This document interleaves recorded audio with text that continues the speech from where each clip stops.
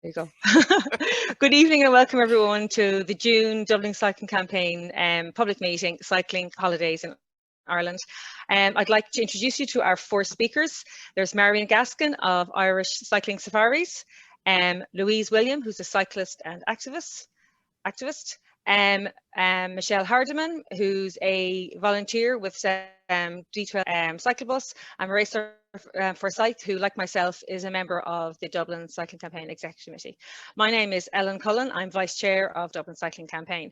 And to give you a wee bit of background about myself, I have done a few greenways and a few towpaths, canal towpaths with my kids. And I've done the sum total of one overnight in a tent with a tent last year where we completely overpacked. So I'm really 4 huge panniers. So I'm really looking forward to Michelle's presentation, how the heck she does it. A quick run through of the evening. So our four speakers will speak now.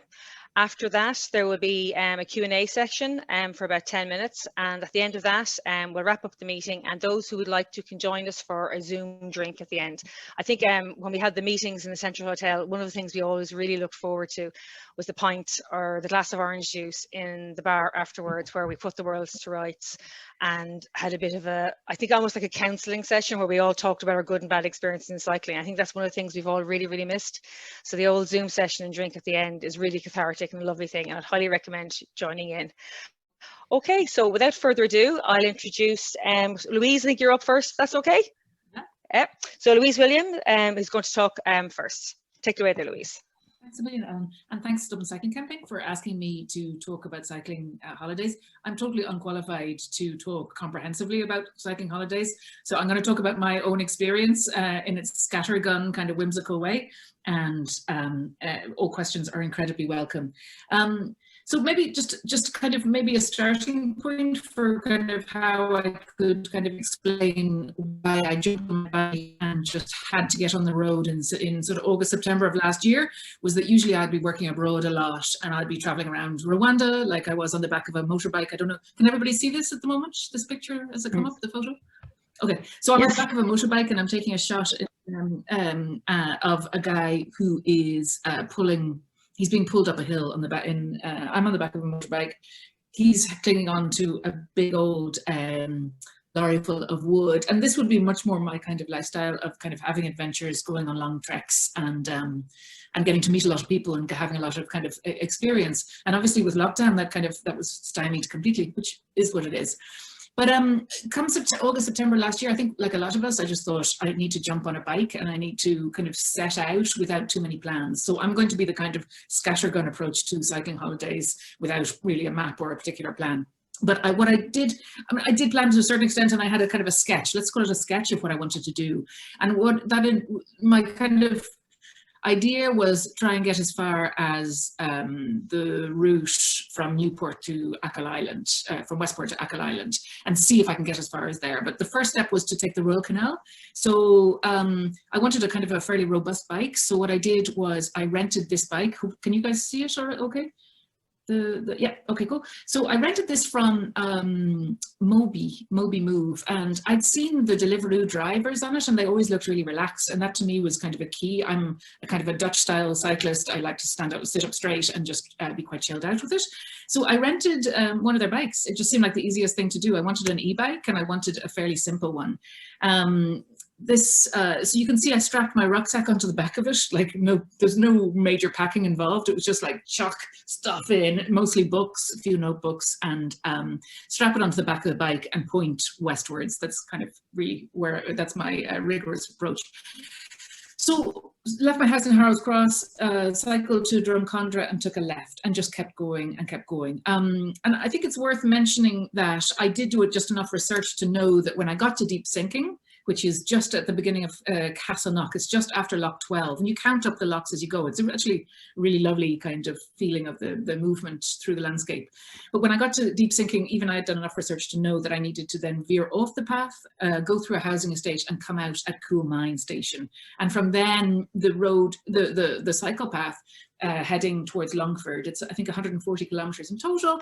Is fairly straightforward. Sometimes there are some chips on the road, on the path, and sometimes out of Coolmine, there are a certain amount of kind of tree trunks that you need to be careful of going over on your bike.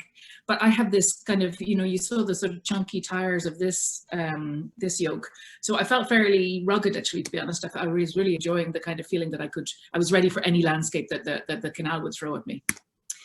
I think what I wanted to kind of share was this. I had this feeling that I needed the wind in my hair. I needed to face out of Dublin and to kind of feel that sort of spaciousness, that kind of lack of constraint. And I think I just wanted to pick this picture up because I think one of the joys of going along the canal is that you don't have to take out your map and check that you're going in the right direction. You don't have to look out for cars and buses and traffic lights. All you need to do is follow the canal. All you need to do is, when it brings you up on top of a bridge, is maybe switch over to the other side of the canal. It's just this very meditative, kind of reflective, slow-paced, gentle way of traveling. And that's exactly what I needed. I didn't really care.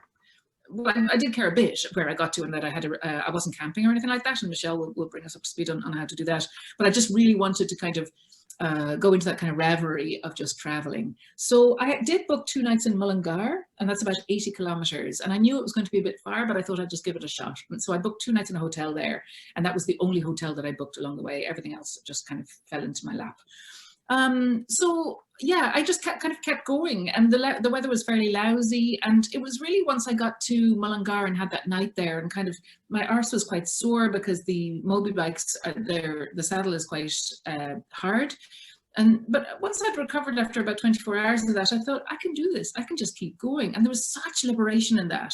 So I didn't book a thing, didn't book any. I kind of knew where I wanted to get to, but I really didn't book anything. And I know that's not for everybody. It just was what my mind needed at that point. And I needed to feel spontaneous and kind of connected to that kind of that part of me that loves to travel. So I don't have any, I just have 1 or 2 more photos of the actual canal, and then I'll briefly talk about what happened after I kind of left the canal. I spent a lot of time staring at, like, I actually thought this was a stork, but I don't think it is a stork now that I looked at it closely. Like, stopping, watching birds. There was nobody around whatsoever. But really kind of, I really felt my mind clearing as I went. I really felt everything sort of slowing down and connection to the sort of texture of the landscape and the changing texture of the landscape. And it was just, like, it was really an extraordinary trip and so unexpected. I think that was probably what was even better for me, was that it was kind of unexpected that I loved it so much. So I might briefly, Ellen, if that's okay, if I have enough time, plot where I went to once I got to the end of the canal. Okay, and then I'll kind of yeah, you've 3 more minutes, so fly away. Okay, brilliant. Any questions that anybody has, please do send them my way. I'd love to try and answer them. But I got to Clondra, which is in Longford, and that's the end of the canal. And I was fairly, oh yes, before I got to the end of Clondra, I got a puncture. And those tires aren't funny when you get a puncture. So that ended up in a bit of an escapade with a taxi driver who had to get a trailer, who had to take me to a garage because there's only a garage could fix it. But we were fine, we were grand. And it started to bucket rain as well. So few kind of escapades, but totally manageable, and people were incredibly kind and helpful to me. Got to the end of Clondra and actually couldn't get anyone anywhere to stay there. It's a very picturesque little town and everybody loves it. And they were actually quite frosty in the pub, I suppose, and they didn't have anywhere to stay. So it was bucketing rain, and I went on to Termonbarry, which is the next town down. And I was really wet. And Michelle wouldn't approve of this at all because I had no cover for my backpack. My clothes were soaked, and it was all getting quite sort of soggy. I didn't really give a damn, but I had to have a bath. I had to warm up, lots of cups of tea. And then I was just like, okay, where will I go next? What do I feel like?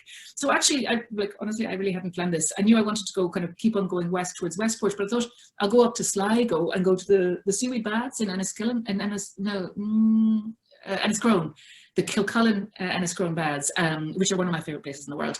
So I kind of meandered through the back roads of Roscommon, Carrick-on-Shannon, sort of hit Carrick-on-Shannon at one point, through the back roads of Leitrim, and my methodology, in inverted commas, was get out Google Maps, look at it, and then choose the side road, choose the small road, and Google Maps will catch up with you. They'll say, oh, that Aegis is taking the side road. I want her to take the main road. She's taking the side road. So show her another small road. And if there's like a strip of grass up the middle of it, and she's going to take it, and I'll keep on kind of guiding her along. I mean, my phone ran out of battery repeatedly, and I had to ask people for directions. But generally, you know, I kind of was on a roll. And I met quite a few cyclists. I met quite a few women who were kind of, this is what I do. I get out of the house and I go for a spin, and it's just so good for my head. And just lots of sort of chat and you know, a feeling of freedom, actually. And I think hopefully this summer we can enjoy lots more of that. I got to Enniscrone, and then I travelled down from Enniscrone down Wexford way, which a few people will probably know. The lakes there is just so beautiful and lush. And then I I actually went to Castlebar, and then from Castlebar I went to the Museum of Country Life, which I'd really recommend, actually, because you get they actually have a little section about cycling, and I was charmed, because I was so kind of in love with the idea of cycling and cycling holidays at that point, that I was like, and I even come to the Museum of Country Life, and they even have a cycling exhibition for me. And actually, they had some old bikes, and they had, you know, also obviously, as somebody who's a supporter of monthly cycles, I really endorse the fact that this is a woman cycling in the country, cycling the country. That might have been me, actually. And so from Castlebar, I'll wrap up more or less now. There is a small cycle route, which is actually really charming. No, sorry, from the Museum of Country Life, there's a small cycle route into Castlebar. It's really lovely, and it's a lovely sort of taster almost for the route out to Achill Island. It's very similar in its style.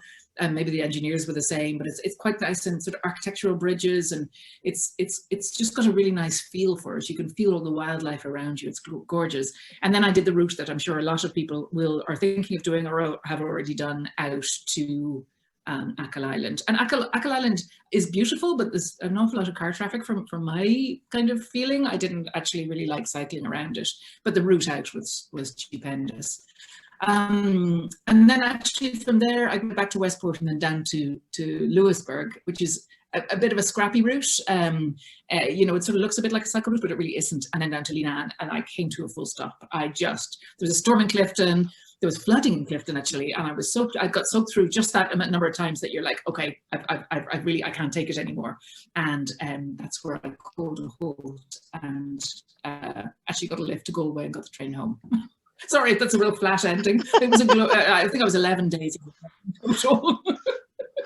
One last thing, if I could just mention, because those tires on that bike were quite fat, they're not they can't fit into the Iarnród Éireann kind of standard bike stands. Luckily, the train driver was like, just put it in behind me, don't worry about it. So I tucked the bike in just behind his, actually almost closing off his door. But anyway, look, he was very kind to let me do it. So that's just something to bear in mind, that if you do want to rent one of those bikes and take the train, you might come up against that difficulty. Reece, thanks very much. That was brilliant. You always make traveling sound so, I don't know, like an adventure. I find when I don't plan things, I'm just kind of stressed, but you seem to find the stress kind of invigorating. So fair play to you. You're inspiring lots of people out there. Okay, and you were talking about trains. The next person up is Mairéad Forsythe, and among other things, she's going to talk about how you managed to get a bike onto a train in Ireland. So your 8 minutes start now, Mairéad. Fire away. Oh, you're muted, Mairéad. I'm about to share a screen. Just a moment till I find where I'm supposed to be going here. Slideshow's disappeared.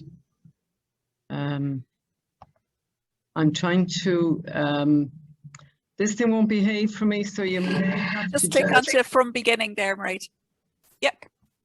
Ah, great, thanks, except I'm not at the beginning, so let me go back to the beginning. Yeah, that's me, Mairéad Forsythe. I'm a cyclist. Now, we all know we should cycle because it's good for the planet, it's good for our health, it reduces congestion. I just like cycling. And I really like to say thanks very much, Louise. You described it all so well, how nice it is to get away in the bike, to get away from it all, the wind in your hair and everything. So I've been cycle touring for years and years and years, and I've done trips abroad, interesting trips abroad, but I've done quite a bit around Ireland. So I've done, you know, I'm a kind of, I suppose I'm a box ticker and things like that. And I did Mizzen to Malin, and I did a cycle across Ireland. And I read a book about a guy who'd cycled the coast of Scotland in stages. So I set out to cycle the coast of Ireland, and after about 10 years, I think I got it finished. But I've done lots of other cycling holidays in Ireland. So just want to give you, I suppose, it really is a fabulous way to go on a holiday. The great thing about cycling is the pace at which you cycle is just lovely. And that's what makes cycling such a nice way to see Ireland or to see anywhere else. But this summer, it's all about Ireland. So here we go. Here I am. Setting off, that's me setting off on a cycle trip. I must admit that's nobody takes a photograph of you setting off on a cycle trip in Ireland. You know, no photographers in Houston, but that was in Rosslare when I was about to go to France. So there I am, my panniers packed. I'm not like Michelle Hardiman, and this is what I want to reassure everybody about. Michelle Hardiman will tell you later how she travels with nothing. I'm a cold creature. I need lots of clothes to make sure they won't be cold, and I bring everything. And I might get hungry as well, so I need food. So that's me, well packed up. So off I go. Here are just a few photographs of my cycling around Ireland. That's Mizenhead. This is somewhere up around Rossmuck. This is the ferry from Ballyhack to Passage East. That's on a lovely day. That's on a not so nice day. Been in both places. This is Slade Valley, which is just up from Sagard. So it's only up the road, and it's a great way of avoiding the N81 to go up through Slade Valley. As you can see, it's just a lovely quiet road, and I was there on a beautiful autumn day. I'm a bit tired here. That's Ballabama Gap in Kerry, and I'll talk to you about that again in a minute. That's the toughest hill in Ireland between Finian's Bay and Portmagee in Kerry. It may not be statistically the toughest, but everybody agrees it is.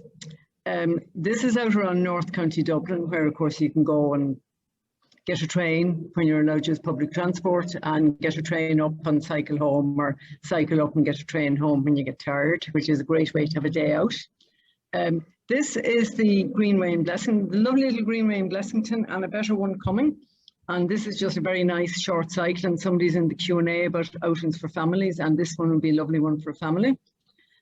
This is the Great Southern Greenway that goes from near Limerick to the Kerry border, out through Rathkeil and on Tabbyfield, and will shortly be extended to Listowel and onto Tralee. This is the Sally Gap, where, with Kipure in the background, where, well, if you have to get out on a Sunday afternoon, you have to go. This is my daughter and myself. It's not a great photograph, somebody took it for us, on the Rossgill Peninsula in Donegal, which is one of the best cycles in Ireland, in my view. Not quite as good as the Beara Peninsula, but we won't argue. This is another fabulous cycle. That's my brother there on the left, near, not Loophead in Clare. That's the daughter again on the Greenway in Achill that Louise was talking about, and that's on the section from Mulranny Trackle Sound, which I think is very nice. And this is, just to tell you, this is a quiet road in the middle of the Everard Peninsula in Kerry, away from the main road on the Ring of Kerry, and it's just absolutely great. And this is another quiet road in that area, and that's what I kind of really want to talk about first tonight, is about how to plan a trip, where you can go cycling. And I suppose, unlike Louise, I do plan a little bit, but I do agree with Louise that, you know, you can't decide before you go. You don't know what the weather's going to be like. You don't know whether the wind is going to be in your face or at your back. You don't know whether or not you're going to be fit as fiddle and able to do 100k a day, or you're just going to be and do 50k. So, you know, you do need to be quite flexible, I think, in what you do. So you are dependent on finding places to stay. This is a map showing the Euroville routes in Ireland, on the island of Ireland. And there are two Euroville routes. There's the Euroville 1, which goes around the coast.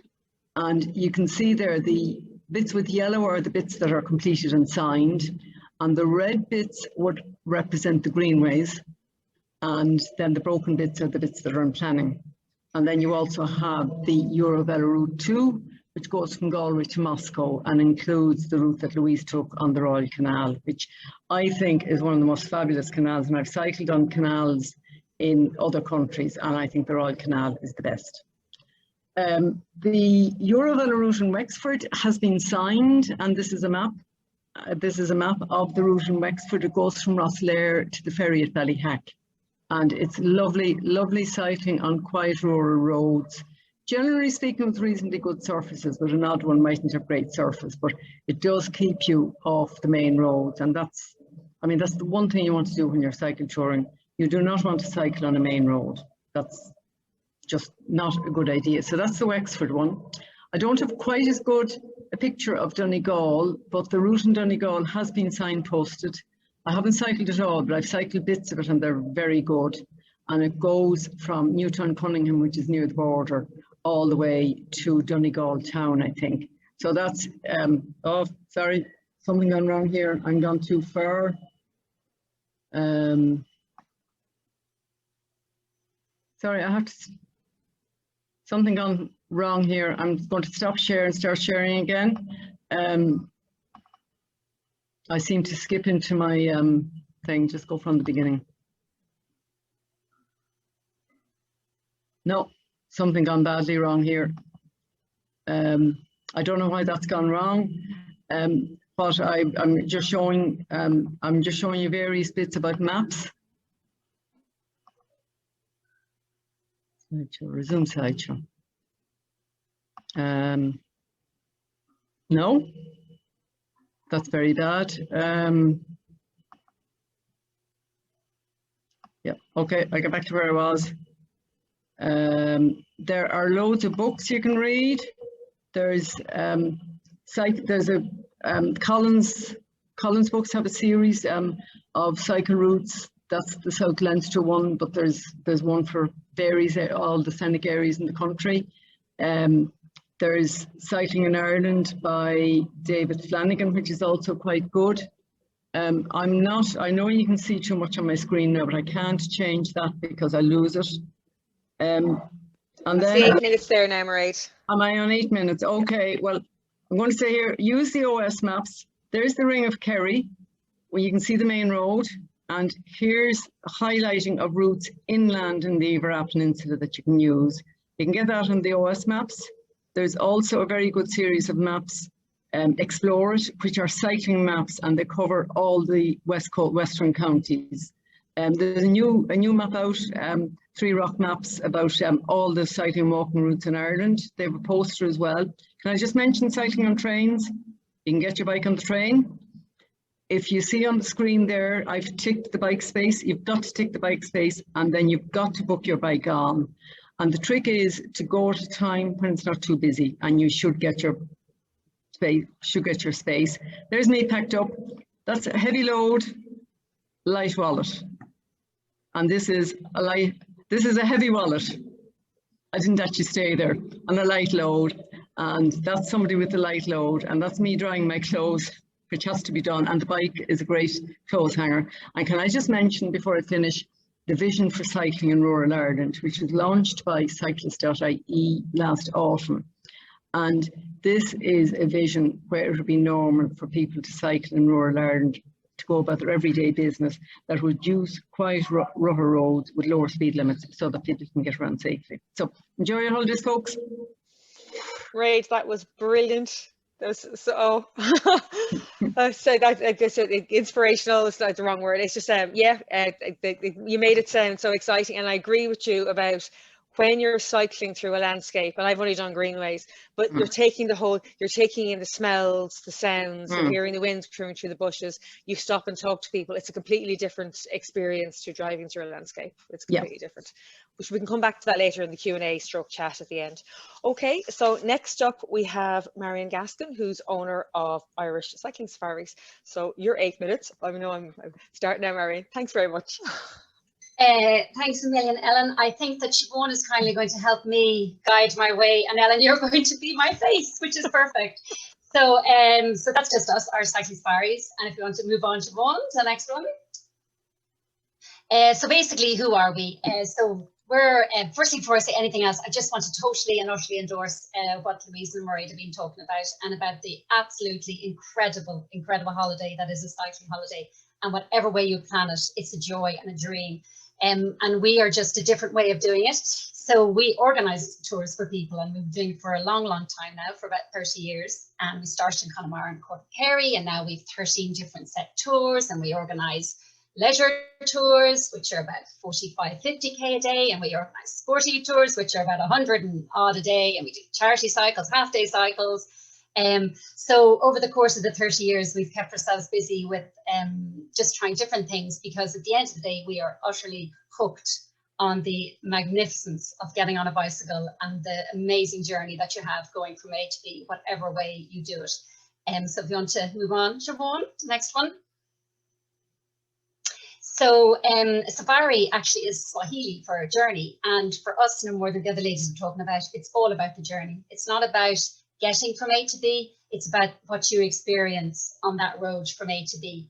And the most important thing, again, as we said, you want to be on road without traffic, scenic routes, taking in the nature and the little towns that you're visiting, get a little flavour of the place that you're in. And over the course of the decades, we keep thinking, oh, we know everywhere in the country now. We definitely know everywhere. And then we discover somewhere new. And we think, crikey, we didn't actually really know that place. And we discover something amazing. So we're constantly being baffled and amazed by how incredible Ireland is for cycling. I think it has the most roads per square kilometre than anywhere in Europe. We have the back roads that no other country in Europe has, so it creates an incredible amount of possibilities. So Siobhan, you can move on to the next one. So I'm going to do a little whistle-stop tour of the tours and of the different places. So obviously the West Coast, you know, it's probably the most popular destination for cycling in the country. And here's some well-known places. You've got the road, you've got Achill Island by Keel Beach, and the road from Con to Lannan by Loch na Fui. We got two ladies on, obviously, going through the Burren there. But even, you know, when people go to the Burren, they tend to just stay on X number of roads, but there's a myriad of back roads that bring you to beautiful little Burren perfumery. There's little restaurants overlooking Thurlocks, and it's just incredible, the possibilities of where you can go. But if you just want to move on to the next one, Siobhan, we're just to highlight that there's less known gems, which others have talked about, Leitrim, Roscommon, Fermanagh. We did a group tour here a couple of years back with people who'd been on probably every one of our tours, and they have done everything. They've done Cork and Kerry, they've done Kerry, they've done Clare, they've done Connemara, and they came away and said that this was the most beautiful tour they'd been on. So I think sometimes as locals we undervalue you know, some absolutely incredible places that are sort of tucked away and perhaps don't promote themselves with all the bells and whistles that they deserve, that they should do. So just to give you an idea what you can see there, there's the main pictures Lough Key and Roscommon, and then the top one, which according to one of our guides is the most beautiful cycle in Ireland, is Glenif Horseshoe, which is the northern side of Enbulben. Absolutely incredible road, so close to Sligo, and passing by Glencar Waterfall afterwards, Lough Gill, and what sort of amazed us was the amount of lakes that are in Leitrim. And then there's, you can see the Stairway to Heaven, the 450 steps of a boardwalk right up to a viewing platform. So I suppose what we bring is that, you know, over years and years and years, we've kind of mapped out little routes that take you from A to B every day, and we just take the hassle a little bit out of it. Not that it is hassle, because it is a joy, but we're just mapping out, look, you go here and now nip down here. There's always extra little loops you can do. To be honest, if it's flashing rain, we organise your luggage to be transferred every day to a new guest house. And sometimes people just jump in the taxi and make their way to destination B and just relax there for a little bit. So a little bit of pampering, to be honest with you. So then the next slide is, so obviously the south is a massive destination. And again, you know, the possibility for tours are endless. There's people there obviously in Duncryn Beach and by Kate Carney's cottage, and a lady taking a picture by the lakes of Killarney, and somebody at Slayhead. So again, you know, we're sitting, our back door is the most beautiful place, honestly, I think, in Europe. And I'm lucky enough that we organise cycling tours actually all over Europe. And every time I come on an Irish tour, I just blows me away, the scenery that we have, and the back roads we have, and the little villages we have, and the guest houses we have, and the pubs and restaurants we can go to. So if you want to move on, Siobhan. But again, these are just to highlight some of the little known gems. I'm with you, Mairéad, on the Beara Peninsula. I think it is absolutely stunning. I would put that in, except I think it's becoming a little more known now. So I went instead for a photo on the top right of the Sheep's Head Peninsula, its little baby sister just south of it, which is equally, I can see you nodding, equally beautiful. But for me, one of the real gems down in the south around by Cork-and-Kerry is Gougaunbarra, and it stuns me how few people, I talk about Gougaunbarra endlessly to people, and how people don't know it as much as they should. It is, for me, it's a glacial lake, the source of the River Lee, and we bring so many tourists here, and it is just magical. I can't find a picture, the bottom two pictures are Gougaun, but it's hard to find a picture that really captures its absolute magnificence as you come through this windy little road and the valley just opens out in front of you. It is beautiful, incredible, and if you do nothing this year or next year, is find a way to make your way to Gougaunbarra, which is in West Cork. But again, so yeah, we have a little hotel there that we bring people to, and it's gorgeous. So moving on to the next slide. And then moving around, whistle stopping around the country, we've got the southeast, which again, some little gems. A place that I really only became aware of probably about 15 years ago, maybe, it was the Copper Coast, a place that I hadn't really taken too much heed for, and it's magnificent. It's a beautiful, beautiful stretch of coastline going from Dungarvan to kind of Tramore, Dunmore East sort of direction. Absolutely magnificent, a roller coaster ride, but it is worth it, absolutely worth it.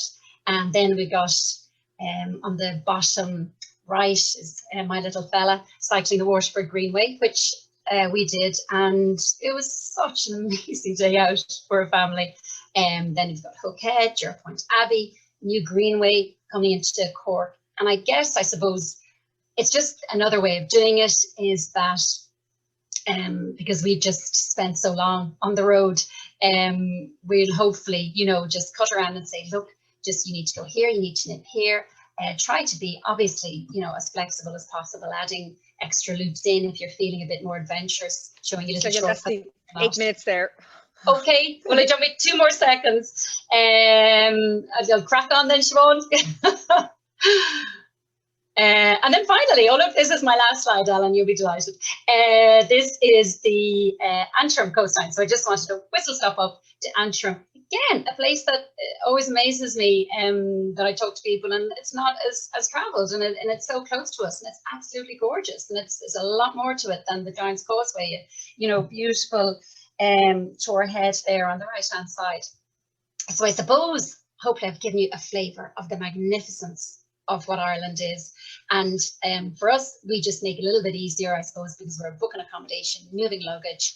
And sometimes I think it's kind of like we all have the ingredients for baking bread in our cupboard, but sometimes you just want somebody else to do it for you. And that's a little bit what it is. So that's it. Oh, Marion, that was fabulous. I'm sorry, I hate rushing people. I hate that I have to rush people. I'd love to hear all of you talk for an hour, but we promised people would keep the whole thing in an hour, so I have to keep beating people with sticks, and I feel really bad. Those pictures are amazing, and oh, I'm not verbose enough to kind of put into words how inspiring all your talks are. Gorgeous. Okay, Michelle. Now Michelle is our traveller on the road. She's actually up in North Mayo at the moment cycling, and Michelle is going to talk to us now. And are we going to show the video now, Michelle, first, or do you want to do a little intro first? Oh, whoops.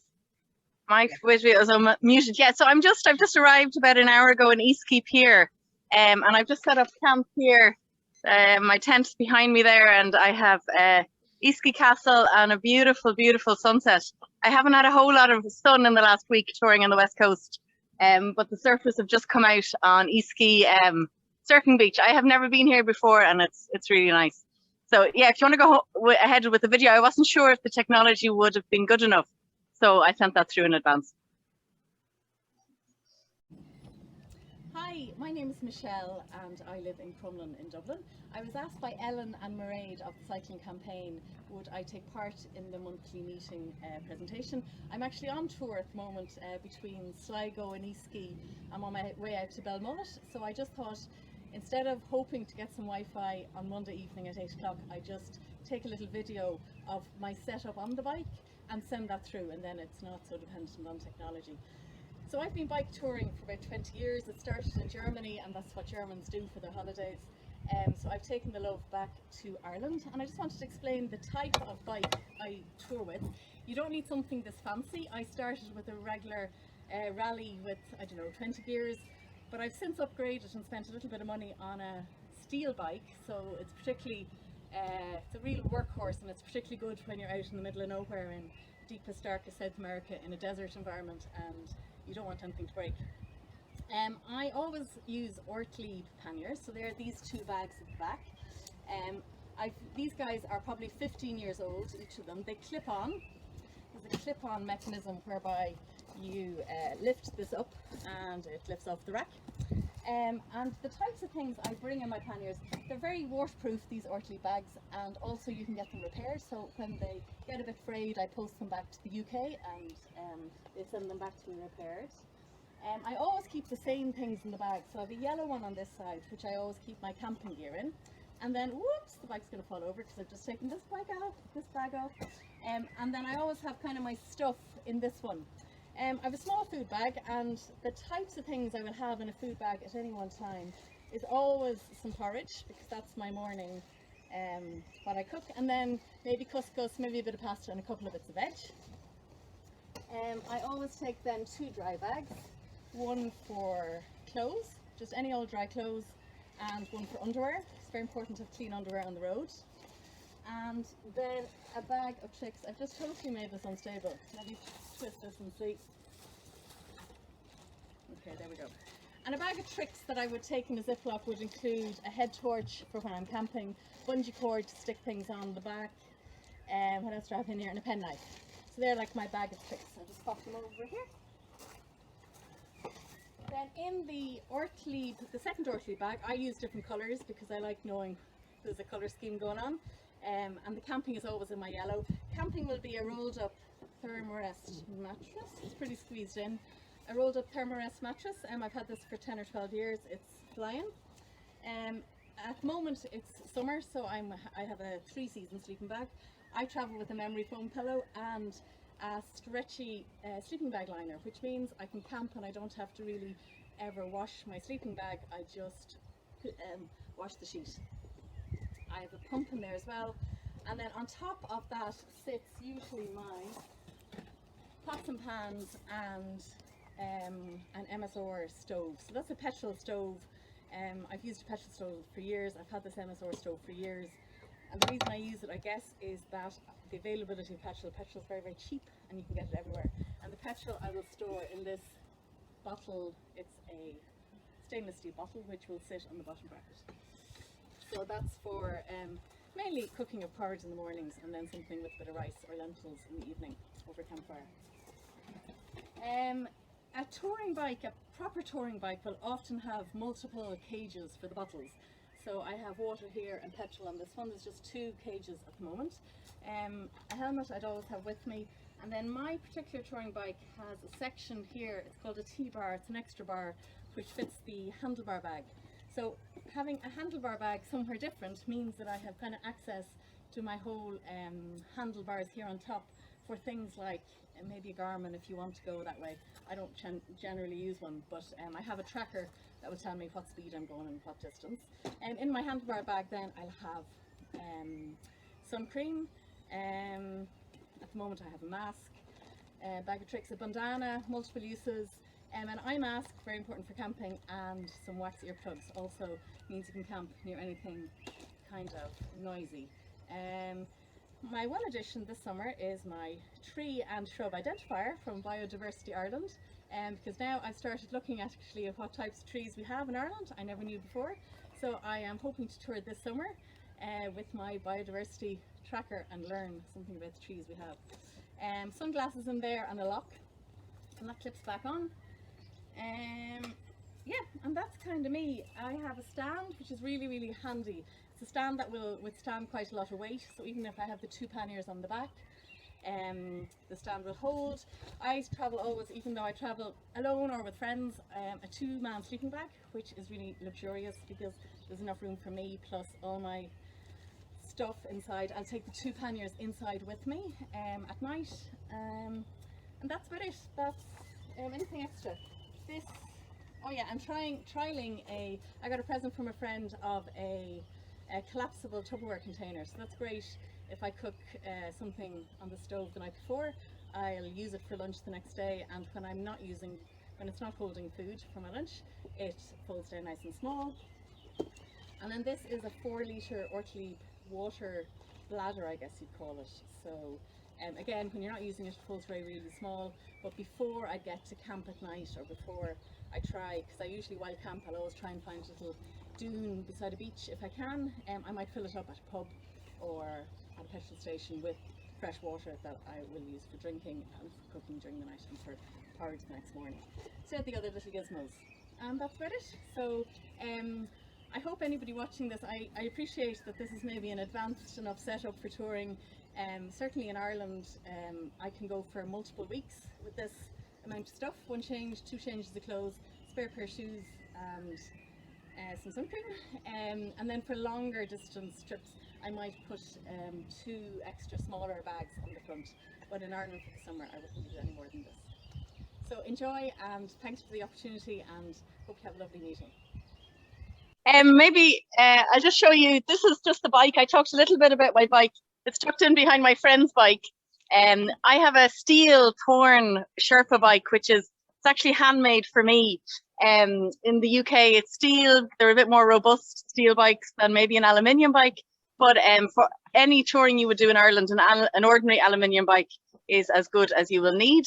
The one thing you will need is a decent rack on the back if you want to take panniers. And the only reason I suppose, even if you're going on a day trip, you'll take maybe one sort of a bag. I much prefer to have the panniers either side of the rack instead of a backpack, because I just don't like having anything on my back. I use Ortlieb Panniers. I don't have one just there. I do have my Ortlieb handlebar bag here. And Marion will be very well used to them. She may well rent out Ortlieb gear. It's German. It's a German brand, and this particular handlebar bag is probably 25 years old. It's the first ever handlebar bag I've used. It's clipped in there into my bicycle on an extra T-bar under my handlebars.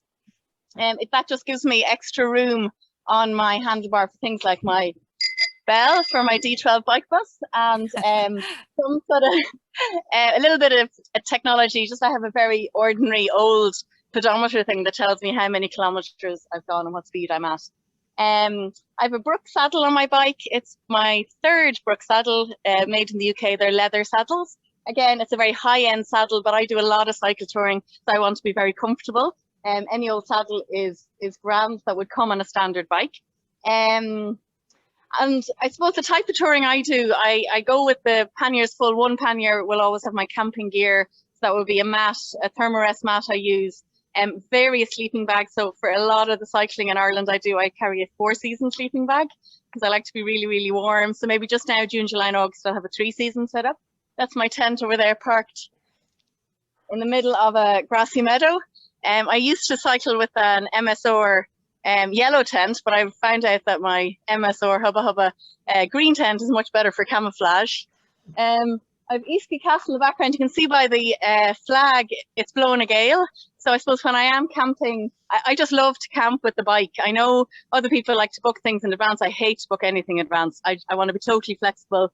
I'll go with my mood. I'll go with the wind. If it's in my face, I'll do 20k. If it's behind my back, I can do 100k. It depends on who I meet. I like to go with, and just ask for a bit of local knowledge as I go along my journey. So today, spent an hour in Ballastadair because I ended up chatting to a fisherman who just happened to catch a salmon right in front of my eyes, and I've never seen a salmon caught, and we just got chatting. So you have that flexibility with the bike, that those little golden moments, you then can either stay or you can go. And again, if it's raining, all I ever want is to get inside a pub and be, change my clothes and be warm. So it just, as the other speakers have all said, the flexibility you get with the bike, sense of freedom, for me, it's very, very cheap. I'm always on a low budget. So I popped into Pudding Row in Eastquay. It's a really, really famous new little shop. And, you know, it doesn't matter how much money I spent in Pudding Row. I loaded up and got really nice dinner that I heated up on the stove just there. And I bought some stuff for breakfast. I don't care how much I spend on the food because my accommodation is free. And then I also love to sea swim. So I suppose out on the bike, I won't sea swim now and there. The waves are pretty crazy. But around the other side, there's what did I find? A Polgorum, it's called in Eastquay. So it's a little kind of man-made swimming pool in the beachfront. Anyway, so I was going to talk about how the little video shows how I pack the panniers and what I put in them. I always have just one little bag of kind of gizmos, which would be a head torch for putting the tent up maybe when it's darker. Wax earplugs were a revelation when I found them. It means you can camp right beside a really noisy beach like that is there and still fall asleep, because I find those type of waves really noisy. An eye mask. I have a really good eye mask. You need it in Ireland in the summer because it's bright from 4:30 in the morning. A really good eye mask that actually sits over your eyes. It doesn't sit flat on your eyes, which means that you can blink in the night in the tent and it doesn't wake you up. They're just tiny little things that over the years you learn. And then a thermos something. So whether it's a 1 litre flask or whether it's a small thermos mug, when I cook dinner at night or my porridge in the morning, and before I turn the stove off, I'll always fill up a thermos mug so that I have something hot in case you need it for the journey. So I'm probably at least 5 minutes. I'll shut up. But greetings from Northern Sligo. And I know, Joan, you're on the call there. I think this is your home turf, Sligo. It's beautiful, and I haven't toured much here. And thanks to Marion also, who pointed out that route and around Belbulbin and over to Lochgill. I had my thinking cap on when you mentioned that, so I might scoot over there before I go home. So thanks for that. Marion, thank you very much. And you're actually 1 minute under. And we'll see if we can find some way when we put up the YouTube video, some way of tagging on your video, because the video was so well done and so informative. It's a shame for it to not be seen. So we'll see if we can tag that onto the video some way. So okay, so that's the 4 speakers now. So now we'll go on to the Q&A. And I have a few questions here already. First question from Claudia. Is there a cycling trip you can do with a young family? So has any of the speakers, any experience of cycling with smaller children or anything? Mairéad, did you do anything with your kids when they were smaller? Well, they didn't really like cycling when they were smaller, and then I did bring Rory cycling in Guganbarra, and he moaned all the way up the hill. I said, it'll be great when you get to the top of the hill, and we took off from the top of the hill, and he fell and broke his nose. I don't know what his nose was broke, but anyway, it was a traumatic experience. But I think the greenways are the place to go with young children. We've got the ones we all talk about, like the Great Western Greenway and the Waterford Greenway and that, but you've also got smaller little greenways, like one up in Carlingford, and there's one near Acres Lake in Leitrim, and any of the greenways really are suitable for young children. And I found that, I remember we stayed in Westport House campsite a few times, and there was kind of a back road out of the campsite that you could cycle on with the kids, and then you got out to the road beyond that, it was okay. So definitely try the greenways, but also, when you get deep into the heart of rural Ireland, you can find very quiet roads. But, you need to check them out yourself before you bring the children on them. Louise, you want to come in there? And Marion, I'd say after that. I don't have any experience with young kids, but you might think, Claudia, of like getting a train to Leixlip and then cycling to Maynooth and then getting the train. I don't know where you're based, but like doing a chunk of that commuter train route where you don't need to, and Andrew Hussey was asking there about booking, a place for your bike. Like when you're on the commuter route, you don't need to do that. You just jump on at the weekend, you just jump on the train. So that might be like an adventure for the kids, but not a very, not a huge challenge for them. So that might be an idea. I was out in Maynooth actually last weekend. I cycled out from Dublin, and then we actually cycled through Carton House and back to Leixlip and got the train from Leixlip back to Dublin. So you might kind of play around with those ideas, and that might be a start. Marion, you want to come in as well? Yeah, another great place is Clare, actually, because as Mairéad was saying, it's great for the back roads. So you've got all that. You've got ton of quiet back roads. The villages aren't that far apart, so it's not big cycling. So you can easily lure, it's only a little bit. You've got caves, you've got the Aran Islands, you can go out for a day trip, you've got the coast, you've got the burn. There's a ton of stuff. I know that you need to keep planning. We've got 2 young boys, so you need to keep planning. We'll stop, no, we'll stop soon, and we'll stop here and we'll stop there. So I would say definitely for me, I would look at Clare really seriously. Brilliant, thank you. I said, yeah, we did the Aran Islands with our 4 kids 2 years ago, and it was magical, and it's bordering on a car-free island. It was like a cycling utopia. Okay, the next question is from Olive O'Callaghan, a friend of mine, as it turns out. What's the best lightweight, portable, easy to put up, that's a lot of questions, Olive, so tent for solo camping? Would that be for Michelle? Michelle, are you still here? Can you hear that? Or Mairéad? Yes, I'm here. So what's your judgment on that? So I have always bought MSR Hubba tents. You can buy an MSR Hubba, which is 1 man, an MSR Hubba, which is 2 man, or an MSR Mother Hubba, which is a 3 man. And the reason I like them, they're lightweight. My one here particularly is 1.9 kilos, and it has 2 doors. So like I'm traveling with a friend at the moment, so we will sleep side by side, and then we will both have a porch and a door where we can put our panniers, which is really, really nice for cycle touring. There's not just one door at the front. So that's just the brand and the style I go with for the porch door option. And what would the price point be for a tent? So they're probably quite high-end tents, are they? Yeah, so that's a high-end tent. It's about €400, but it lasts me probably 8 or 10 years, and I camp constantly with it. So for me, it's worth it. It's worth it, exactly. It's worth the investment. Thanks a million, Michelle. Okay, as it turns out, there's loads of questions in the chat too, but I'll go through the Q&A questions first. This is from Tom O'Connor. Does Michelle feel safe as a lone woman? How long has she been hassled much on her travels? So do I feel safe? Yes, I feel safe. I only camp if I do feel safe, and somehow I've managed to wing it that. I suppose with practice, I didn't start out age 20 when I first started cycle touring camping here by the castle in Easkey. That wasn't the style of place I ever went to. So my first trip was on the Danube, and along the Danube, there's so many cyclists and so many people camping, I would have felt very safe there. So you just build it up and then push the boundaries a little bit more. But just the only tip I would say, if you're a solo female or even 2 females, I always park my bicycle quite far away from my tent, so that nobody, if they're coming by, connects one bicycle with the tent.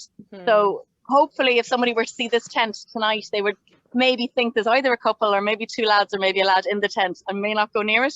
So I always park the bike, lock the bike quite far away so that nobody connects one lone bicycle with the tent. Right. Excellent tip. Thank you. Okay, now going to the chat, because it turns out there's loads of questions in the chat. And I'm going to read the conversation as well. Like Joan's here saying, hello from Sligo as well, Joan, who you're talking about, Michelle, and hoping to cycle to the channel myself this summer as soon as possible. There's some other links. Some of it's harder to find the questions now going down. And I have a couple of questions on the email as well. And someone saying the Great Southern Greenway has been tarmacked and improved. As far as I know, actually, the Great Southern Greenway, because we were down in Limerick last weekend and we wanted to cycle. As far as I know, it's being tarmacked at the moment. I think it's Marion. Do you know? Have you heard about the Great Southern? Whether any date when it's supposed to be completed or anything? I haven't, if I'm totally honest. No. Yeah. I haven't. It says on the website late July, but in Ireland, late July. Yeah. So, but anyway, at the moment on the Great Southern website, it says the tarmacking has been done from it's in Newcastle West to the next. Anyway, it's the next section on, so not the Rathkeil section. It's been tarmacked, so it's closed at the moment. And someone has put in a link to the lovely exhibition that Louise mentioned in Castlebar. That's in the chat as well.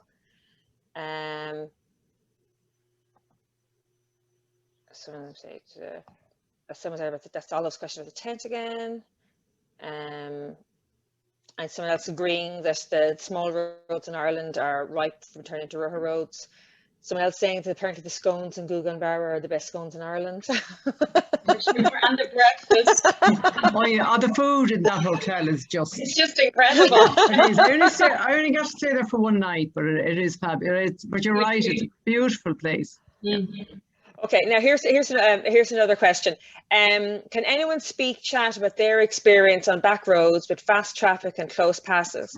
Excited to plan a holiday with a newbie cyclist, but very concerned it might end up with being more stressful than relaxed compared to cycling on the quiet cycleways, for example, France. Looking at Rosslare to Ballyhack, Euroville Route. So that's the one you did, Mairéad. So yeah, I did that. I mean, my experience of back roads in rural Ireland is that, generally speaking, they're kind of narrow.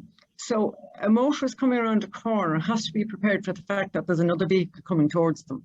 So it really doesn't matter whether the other vehicle is a bicycle or a car. You know, they have to be prepared. They have to expect the unexpected. I very seldom experience a problem on the back roads of rural Ireland. Where you experience the problems are when you get onto things like the R roads, where there's a bit of traffic and white van man is in a hurry.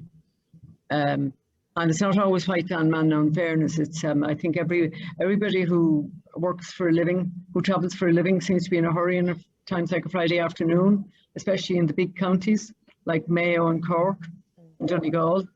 But on the back roads, I don't have a problem. And I was away this weekend in Roscommon, and there was an awful lot of agricultural traffic, and I found that the agricultural traffic has to move carefully, and they always see you, and they give, you know, they can't always stop people, you know, they wait for you to stop and get in out of the way.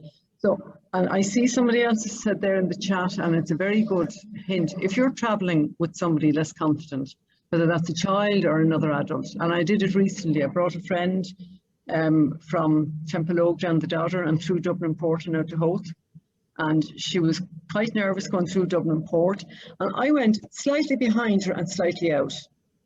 Like very much child. I also have a way of wiggling my ass. I call it wiggling my ass, which is I actually deliberately wobble slightly when I hear a car coming. And then I move in and cycle steadily.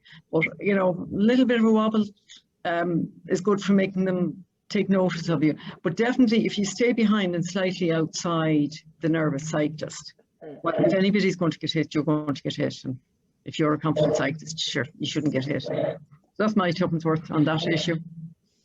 I would just say, as a person, I don't live in rural Ireland anymore, but I grew up there and I spent a month back there recently. I would say that roads near beaches, no matter how narrow they are on sunny days, avoid them. Yeah. No matter where you are in Ireland, unfortunately, just if those not even, it's just busy when you've got those beautiful sunny days and beaches, you get a lot of traffic. And I think from personal experience, there's silage season. There's normally 2 cuts of silage, one around late May, early June, and sometimes a second cut around late July. And there can be a lot of tractors on the road, and even though they are careful, there can be an awful lot. And there'd be times I would, if I was in an area where there's a lot of pasture, a lot of silage been cut, I wouldn't aim to be on the roads at those times. I don't know if Michelle, if you agree, but tractors, they do often travel carefully, but they're just very big. The wheels are taller, and they just mightn't see you. So that should be just my rural experience, not my cycling experience. Does anybody else have anything to add into that one? Be afraid to I might just jump. Sorry, go ahead, Louise. No, very briefly, I guess what I would do in that situation is just don't be afraid to go onto a minor road, or go down a little lane and go exploring. You know, if you are on a kind of, exactly those in between roads where there is a bit of traffic and there's enough space for the speed, and you know, there is a lot of speeding. I just found I really enjoyed the back roads and getting into the back of the back roads, and eventually they do lead you somewhere. So maybe just kind of indulge in that sort of sense of exploration rather than feeling that you have to stick to the map or what Google Maps is telling you. And that would be my kind of tip. But there's no perfect solution to it, unfortunately. You know, we are vulnerable at times. Michelle, you want to say something? Yeah, I was just going to say, like I've cycled in kind of random countries. Like I remember cycling into Los Angeles or cycling into Mexico City, like huge, big population cities where the traffic's just bonkers, which it means when you come back to Ireland, all the traffic just seems wonderful for a cyclist. But one tip I did pick up from abroad, I've never quite seen it in Ireland, is some people who are a bit nervous, often girls actually that I've met, they swim with they cycle with a swim noodle across the back of their bike. So they attach it wideways onto their carrier. It just makes the back of them colourful and very wide. So, and I've seen swim noodles with things stuck onto them, onto the edges, you know, maybe a high-vis jacket if you're feeling very nervous. So it's just a solution, and some people have felt more confident with something like that. Yeah, great tip. And just another tiny thing, which, I mean, I totally agree with everything else, but another thing is just to really try not to be intimidated. You've every right to be on the road. Don't cycle into the ditch. You've no business to be in the ditch. You know, take 2 feet, cycle it, keep straight, be predictable. You're on the road, they're on the road. Let them wait till there's a time. And I know sometimes there's a sense, oh my God, somebody's behind me, I need to cycle into the ditch. Don't, just keep straight, keep on your course and let them go around you. That's what I'd say. Absolutely right. Okay, the next question is from Claudia. Again, do you require a permit to camp anywhere in Ireland? I think this is, again, Michelle and actually any of you, I think this is a bit of a grey area in Ireland, isn't it?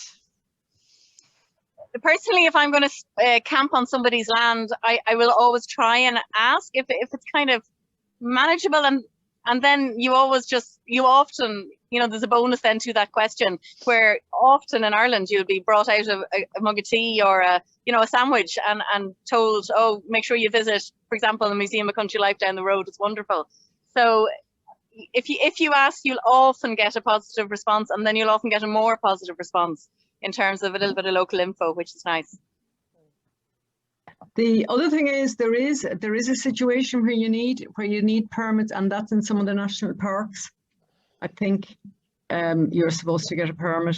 I think it might be, you can look it up on their websites, you know, if you've more than a certain number of people or something like that. But that's the only place I know where you need a permit. Otherwise, you should, as Michelle says, look for permission from the landowner. Have a bit of cop on. You can camp on a beach or up a mountain, but you can't camp in somebody's field of corn. Yeah, very good. Yeah, I said my father brought us on camping holidays and didn't believe in campsites. So many's the mug of tea and the chat with farmers was had during our childhood, much to our utter mortification, of course. But you know, that's what fathers do to their children. Great presentation. Thank you for your efforts. Very inspiring. That's it. Inspiring. I found all these talks. You're all freedom-loving women. I love it. You're all. I don't know. I love it. It's just there's no. Again, I don't have the words for it, but the feeling of enthusiasm and love of freedom and yeah. Does anyone have any thoughts or experience with cycling with small children? Is this doable? So that was already covered really by the. But again, like I said, greenways are a great way to start. Does anyone, oh, here we go. Mairéad, you probably have the most information on this, the Éireann Rud Éireann. Does anyone know if Éireann Rud Éireann has any plans to increase bike capacity on trains? I had a problem on trains. Either someone without a booking had taken the bike space, or someone without a booking tried to squash their bike into the full rack. This isn't good for anyone's bike. So if any... As far as I know, the new rolling stock will have more bicycle capacity. There was also a resolution passed by the European Parliament that bikes, any rolling capacity built after a certain date should have a minimum carrying capacity for bikes. I can't recall the details, but things will be improving over the next few years, and that's that's as it is. And there is a problem with the booking system. Really now, let me be a nerd. When you book bikes on the train, most trains have 4 carriages, and within each sequence of 4 carriages, there is space for 2 bikes. Now you can sometimes get an extra bike in if you're with friends and you know what you're doing. Yeah. Or a child. A lot of trains actually have 2 or 3 sets of 4 carriages. They can have 8 or 12 carriages, and each one of those 4 carriages has 2 more spaces. But the booking system can only take 2 bikes. So, I had the experience of going to Mullingar, and myself, I booked 2 bikes on the train, and that was grand. So we took the 2 spaces, and these other fellas turned up. We were all going cycling on the Greenway for the day, and these other fellas turned up, and they'd nothing booked, and they nearly died when they saw us and realized we had a reservation. But then they discovered that the further down the train there was more spaces. So it's very disorganized, but it's really a question of trying to book your bike on. And if you don't succeed in booking, you can take your chances, and very often it works out. But not if there's a big crowd, it's a problem. So Yeah. we just keep on trying to put on pressure to get more capacity. Yeah. And to get Irish Rail to make their system more user-friendly. But I was reading a blog about the UK. It's actually better than the UK. Because trying to get a bike on a train in the UK involves, you have to ring the individual provider and arrange, and it's a different system for every provider. Yeah. You can also, I didn't mention, you can also bring your bike on buses. On Bus Air, and it's expensive because they charge you €12 no matter what distance you go. But the private bus operators will generally take bikes and won't charge for them. Can I say something about that? About taking, so I had to take my bike on a bus to Tipperary actually, and I had an electric bike, and it's a real heft actually to get it onto the bus, because you have to lift it up into the kind of the carriage, or not into the carriage, into the under the section of the compartment, and it's actually very awkward. I think as a woman, I don't feel insecure or unsafe when I travel, but there are just certain key things where I don't have particularly good upper body strength. So that was something that actually, and there was an incredibly kind passenger who just jumped off and immediately helped me. Yeah, I could have done it myself, but it was an awful it was really awkward. And the same, I think you can have the same problem with getting an electric bike in particular, because they really are quite heavy. it is a problem with electric bikes, even putting them onto a bike rack on a car. And it's a problem for women. We don't have the upper body strength. Yeah. But an ordinary bike, you can lift it onto a bus. Okay. Like the front of the bus, and in the US as well, you know, the way that like those regular city buses, they have a rack on the front, which I think is just such good design. I don't know why we don't have it here. Okay, I've got 4 questions that were emailed in. They're quite detailed, so I'll ask them one at a time. I'm just conscious it's gone past 9 o'clock now, so we'll only stay on for 5 more minutes. So the first question is, how do you navigate without constantly stopping to check Google Maps or a smartphone? Books or websites with recommended routes. I think, Mairéad, you mentioned those. We can come back to those. How to maximise safety in country roads. We've talked about that already. And is wild camping on a long cycle too much to take? I think Michelle's kind of covered those. So the two main one would be, how do you navigate without constantly stopping to check Google Maps on your smartphone? And the second one, could someone recommend some books or websites? Because you got cut off short when you were doing that, Mairéad, earlier. So who wants to take the first one? I'll talk about that if you like. I might be able to show you a knick-knack I have that is very good for navigating, but I've put a whole load of links into the chat. Which are, you know, cover things that I covered, the links to things I talked about into the map. Siobhan, do you know, is everybody able to save the chat, or just the panelists? Can anyone who's attending say, the way there's 3 buttons, I have 3 buttons here. If I hit it, it says save chat, and then I can save all the links and all the info.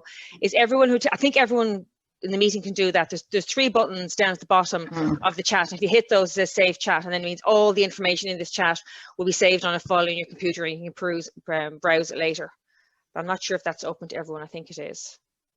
You can certainly copy bits of chat. Yeah, exactly.